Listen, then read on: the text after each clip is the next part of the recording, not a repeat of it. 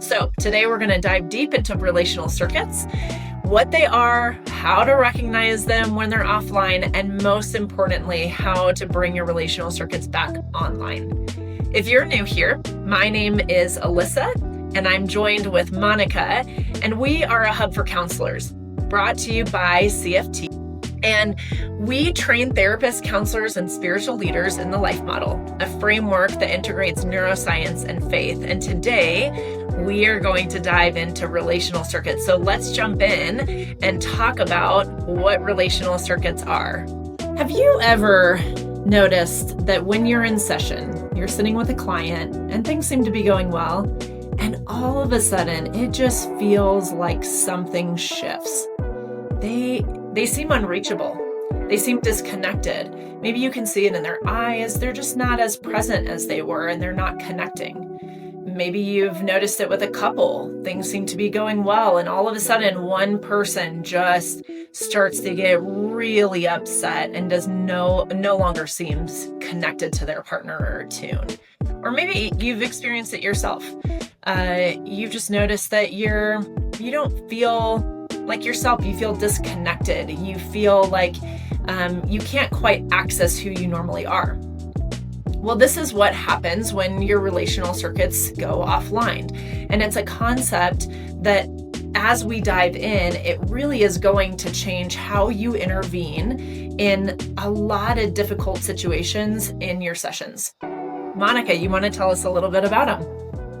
I know as therapists, it's a really great concept to understand relational circuits, because when relational circuits are on, someone can really live from their true identity. And when they're off, people act actually directly opposite of their true identity. I know it's a common conversation for me to have with individuals, whether it's in the office or friendships, where somebody might say, well, that's just how that person is, saying it like in a negative way, right?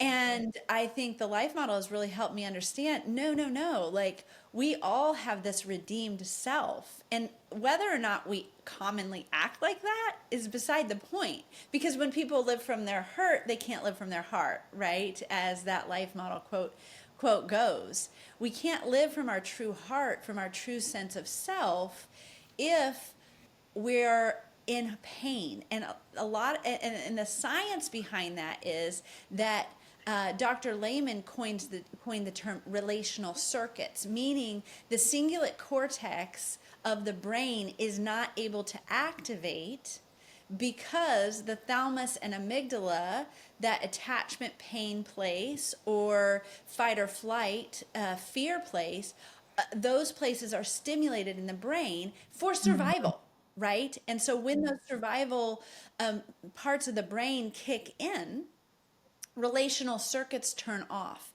Then I can't perceive who God or others are to me, and I just feel like I need to safeguard myself. I've heard Wilder say, when people live from the back of the brain, it's how do I get what I want, versus living from the front of the brain, the prefrontal cortex with the cingulate cortex activated, how can I act like myself? And so when relational circuits are off, we act in ways that are opposite of our true self, because we're trying to survive. We're trying to experience safety in life rather than sharing joy with That's God and exactly others. right. And in fact, I have, you brought up earlier that a lot of times other people will say, well, that's just how they are. Well, we also do this, right, to ourselves. Like, well, this is just how I am.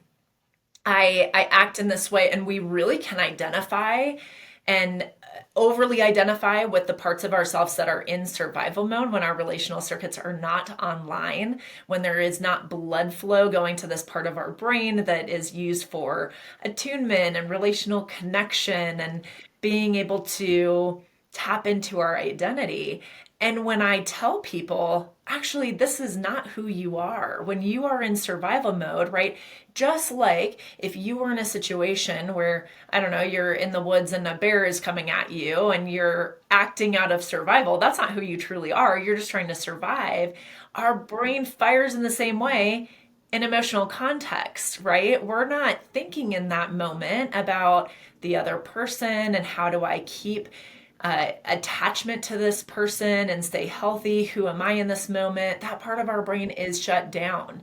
And so we're acting out of survival. And when I tell people this, so often they're like, there's like relief on their face, like, oh, this doesn't have to be who I am.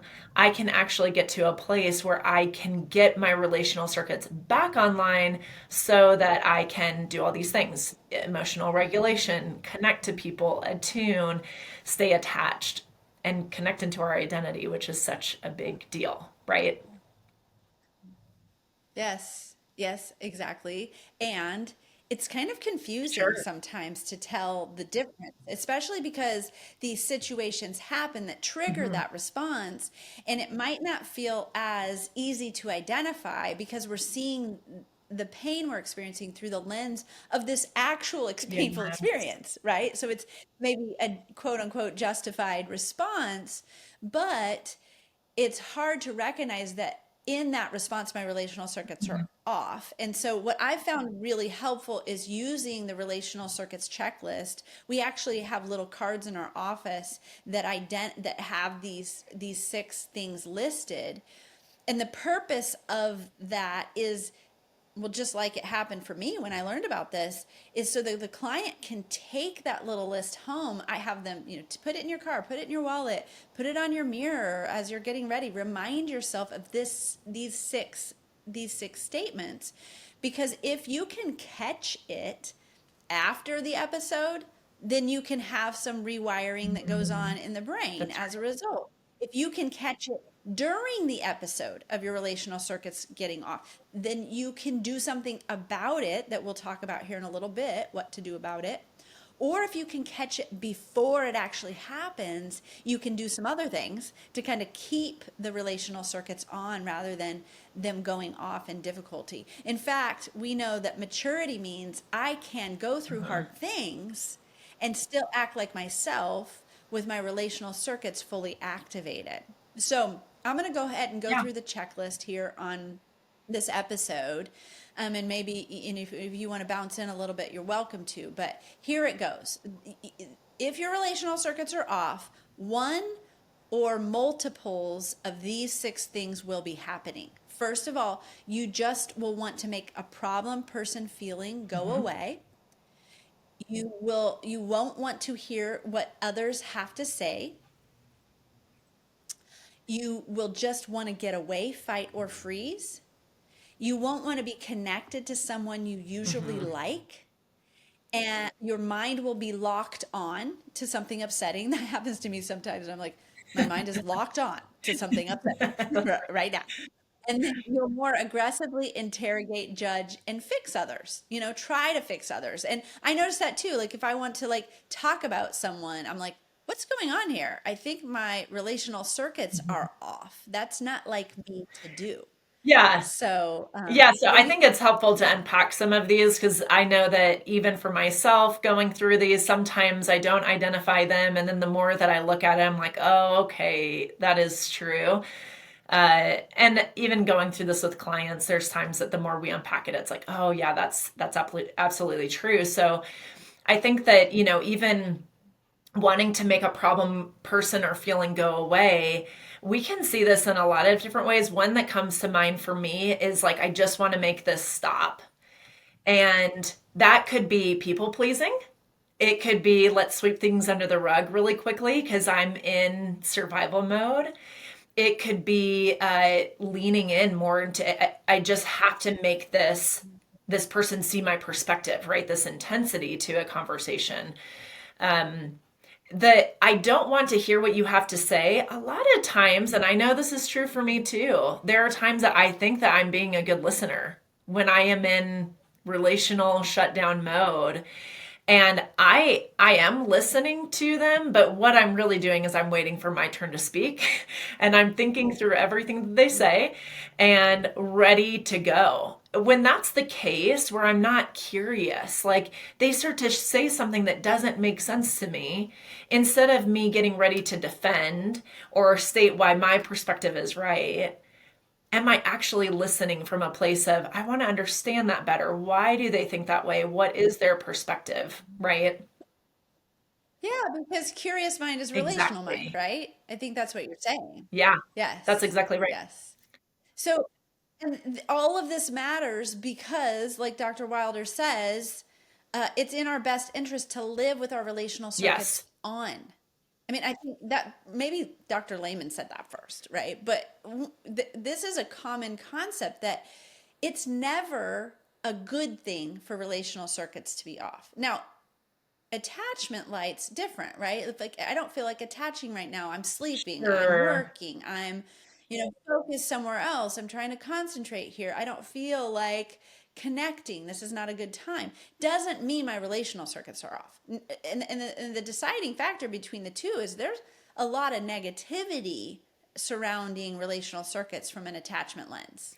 Yeah, absolutely. And I guess what one thing I want to plug here that I think can be important is that sometimes because it can be hard to tell, and what you stated earlier, Monica, was our goal is to catch it sooner and sooner, right? To our relational circuits go on and off all day long. That's normal. The goal is to catch it and recover and bounce back, right? So the goal is not to stay relationally on all the time. And there can be things like you're naming where it's just been a long day. I am tired and I'm really needing some quiet or rest in order to come back and be relationally connected. That doesn't necessarily mean my relational circuits are off, but at the end of the day, we every day, day in and day out, we are going to have moments where our RCs are off. That's fine. That's a normal thing that happens. Our brain is wired to go into survival mode, but the beautiful thing is we have control over that. We can override that We can do system something. and we can choose to turn back on our relational circuits. And the goal is to catch it faster and faster so that we can keep them on more often. But here's what I'll add. So I think where we're looking at this relational checklist and saying, hey, if I'm in fight, flight, or freeze, or I don't want to be connected to somebody, that there's another checklist that is also helpful that looks at it from the positive that can also be people identify more with. So it would be that I'm curious. I want to understand another person's perspective. I can have appreciation easily. I can access it. I can have appreciation for the people I'm around or with. I can access kindness towards people and engagement, right? I want to have eye contact. I want to be with people. I want to be connected. If those four things are happening, it's a really good indication that our relational circuits are on. If one of those is wobbly or it's like, gosh, you're talking to me and I'm looking at my phone right now. You're talking to me and I'm just not curious at all about what you're saying. That may be a really great indication that your relational circuits have gone down. That's I'm like totally laughing over here while you're talking because I'm having this memory of when we were at AACC this Okay. last 2 months ago. I know. And I'm so proud of myself because I feel like I've gained so much capacity to keep relational circuits are on. But Alyssa, by day Yeah. 4, I was seeing double. And I was like sitting in mid talking to somebody, I said to myself, my relational circuits are going off right now. And now they're off.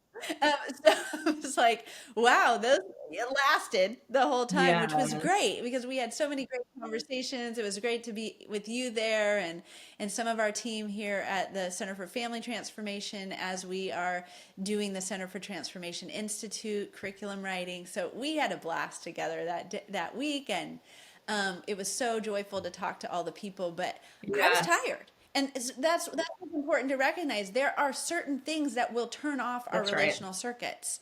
And those four things are fatigue, right? So that was me. Hunger, right? So hangry, right? People get hangry.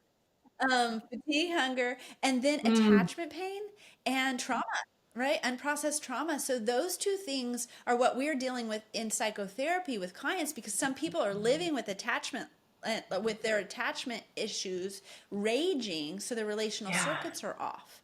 So let's just think about that. Like how do we address this, right? It matters because we need to all be in relationship, but what are we going to do as psychotherapists and helping professionals to address this with clients and Yeah. with ourselves, right? Like we need to have our relational circuits on with clients. We need to have the capacity to stay present. And we clients are coming to us saying, "Hey, how do I heal from these things so I can live out an abundant life, a joyful life, a Yeah. fulfilling life?" So, I think this is an important key, an Yeah, important absolutely. point. This is why it matters, right? Because I think what you're bringing up is it matters for us to keep our relational circuits on so that we can be attuned to people. If we're in survival mode as therapists, helpers, we are not going to be able to be present with them in their pain. And so we have our relational circuits go off in session with people. People are bringing up things that feel overwhelming for our system at times. So being attuned to that, getting it back on, it matters so that we can be in our identity, we can attune, we can regulate our own emotions, and therefore, we as therapists are loaning out our nervous system to our clients. And so in doing that, we're helping them to regulate. I would say the other thing that, as far as why it matters, is because when our clients, if we're not catching when their relational circuits are going off and they're not catching it, we're dealing with somebody and trying to help them heal when they are in a place of survival. We're not going to get very far. We're just not. They are not in a place where they can learn and grow and heal when their brain, part of their brain is shut down. And so we have to be able to start helping them catch, oh, I think you just shifted, right? I'm noticing that it looks like you may be relationally offline, and let's do some things to get you back online so that we can continue that healing process so they are continuing to learn and grow and develop. And so I think it's helpful to know, obviously, how to address this, right? How do we get our circuits back online as therapists so that we can stay present with people? And how do we help other people get their circuits back online? I would say one of the things that is really helpful is really helping people learn how to quiet their nervous system. A lot of times that's what's Mhm. activating, and if we can help them with different tools to bring them back into a place of peace and calm and get their nervous system under control, we have a better chance of getting those relational circuits fired back up again. Yes, yes, yes, for sure. In fact, I have a couple interns right now, and we run groups, and as well as doing some individual work with people. And one of the things I do in group is practice the same quieting meditation every single session. And the purpose of it, I was explaining this to the interns the other day, because they're starting to lead the clients in this as a part of their practice. I said, we want to do the same or something very similar every time, because we want the clients, when they're in a Mm, situation where they are relational circuits are going off, they're going into fight or flight, that they go, what was that again? yeah, What was that thing yeah. they talked to me about? And that it's so ingrained in them that they can activate that grounding meditation, that quieting experience. And so Life Model teaches a lot of really great techniques for quieting that we cover in our modules, module 1 and 2 specifically. But I think you hear what I'm saying. Like, this is one way I do this in session, is I teach the client again and again and again something very similar. And oftentimes I'll do a voice recording of myself and I'll send it to Mm, them so that they can take it. I'll send them a breakdown of the elements of the meditation that I've done with them, so that they can do it at home. Because a lot of times clients' brains are like mm, overactive. They're already in fight or flight, so they're hyper mhm, arousal. It's hard to remember. So then they can take that voice memo. And another thing mm, I do, Alyssa, is I ask about it a lot. mm, I ask. Did you use the grounding That's good. meditation? How are you using the Yeah. grounding meditation? In group, I'll ask everyone and I'll say, oh, who's using it? And then it's, certain ones will say, this is how I used it this Mm, week. This is what came up for me and this is what I did. So we're giving each other brain models for this. And I'll say one more thing before you jump in. I have a little story. I met with a struggling first year therapist this week. oh, Oh, so I know she's actually the adult daughter of a dear friend of mine, and so it's a yes, struggle that first year. totally. You remember Such a your big first year? learning curve, It's so right? Oh my goodness, it's so hard. And so I was identifying with her, Mhm. empathizing with her, but I was talking to her about this concept that I learned from Wilder, where he said, what you want to do is stay Mhm. connected to Jesus, right? And then you connect to the client, Mhm. right? So it's like you're living in this interactive presence with Mm, God, and then you're looking at the client and you're interacting with them, but you're actually creating this sense of dual awareness. And what Wilder said was he would look down at his legs or his pants, and then he would look back up at the client. So if something was amplifying distress, like the client's story, etc., he would be looking at the client, connecting with them, noticing his own nervous system kind of going into that space, then mm, look down, recenter himself, connect, and then look back up. Because he talks about how one of the most dangerous things for us as therapists is to live from a yeah, false self, faking that sense of empathy and right. joining with, rather than actually having empathy and joining with. Wow, that's powerful. I feel like I need to just marinate in that a little bit. Yeah, that's so good to think about for us as therapists to just stop and tune into Jesus. And from that, that's where we really ultimately get our power, right? And our presence is from him to be able to show up well for clients. And I love what you're talking about, Monica, as far as building in a habit with people. It just sounds like it's a way to anchor them in the same practice over and over again, because we know when we're in distress, we have all of these really hardwired neural pathways of old strategies that we've created to soothe that aren't helpful. And so especially when we're learning a lot of this, we need something very consistent. And so I love this practice that you do with clients.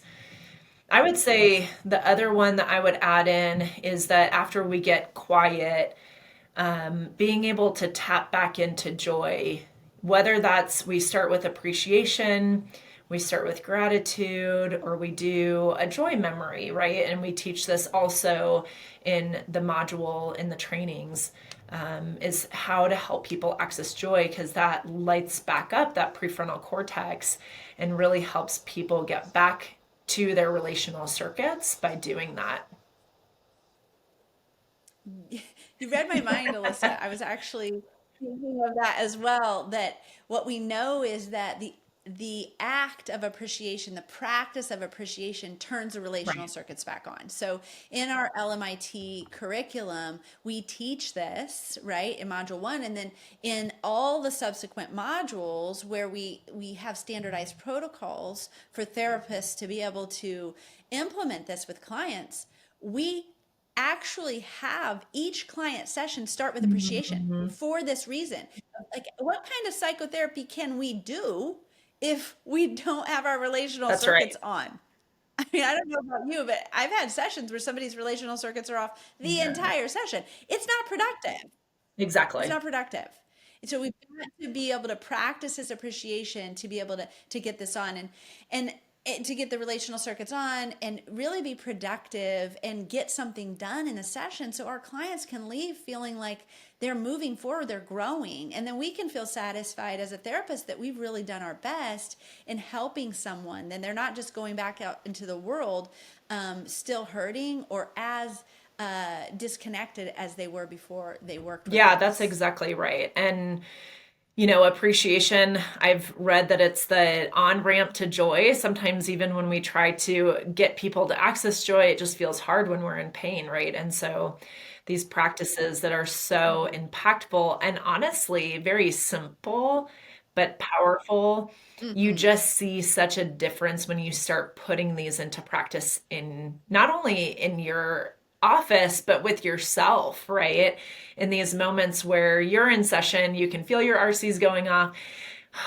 You're looking down, you're catching your breath, you're recentering, and then you're tapping into what do I appreciate about this person, right? How do I get my RCs back on and stay present with them? And so I know I've seen such a difference in putting all of these into practice. And so if people are curious about this sounds great, how do I start doing this? Where can people go?